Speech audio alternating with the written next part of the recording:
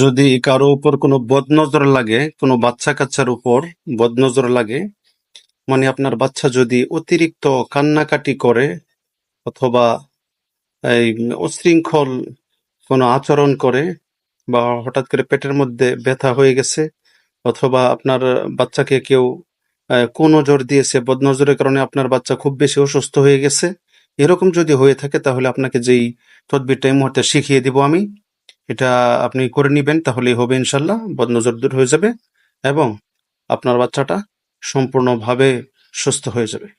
এর জন্য আপনার কি করতে হবে, আপনি সর্বপ্রথম যে কাজটা করবেন এটা হচ্ছে, সর্বপ্রথমেই আপনি নিজে পাক পবিত্র হয়ে এই একটা পাত্রের মধ্যে পানি নেবেন অথবা একটা গ্লাসের মধ্যে পানি নেবেন, পরিষ্কার পানি নিয়ে সেই গ্লাসের মধ্যে আপনি সর্বপ্রথমেই আপনি 10 বার দুরূদ শরীফ পাঠ করবেন। সর্বপ্রথম 10 বার দুরূদ শরীফ পাঠ করার পরে 10 বার আস্তাগফিরুল্লাহ পাঠ করবেন। যে কোনো দুরূদ শরীফ পড়তে পারেন, ছোটখাটো অনেক দুরূদ শরীফ আছে, এগুলি পাঠ করবেন সময় বাঁচানোর জন্য।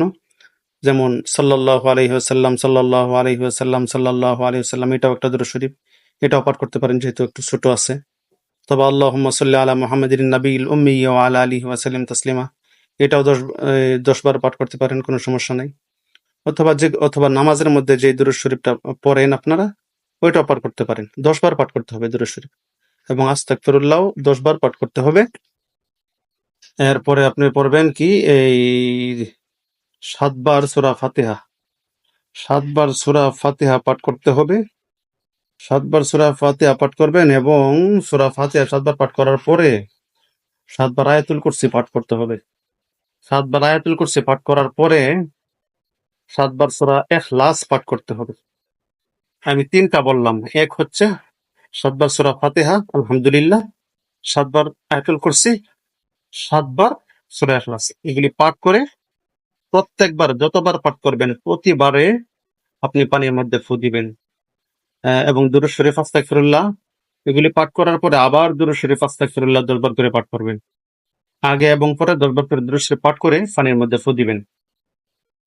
পানির মধ্যে ফু দেওয়ার পরে সেই পানি আপনি কি করবেন, সেই পানি আপনি সেই বাচ্চার শরীরের মধ্যে হালকা করে ছিটিয়ে দিবেন অথবা মাথার মধ্যে সামান্য একটু আংশিক দিয়ে দিবেন এবং বাচ্চার মুখের মধ্যে সামান্য একটু পানি দিয়ে দিবেন, ঠিক আছে?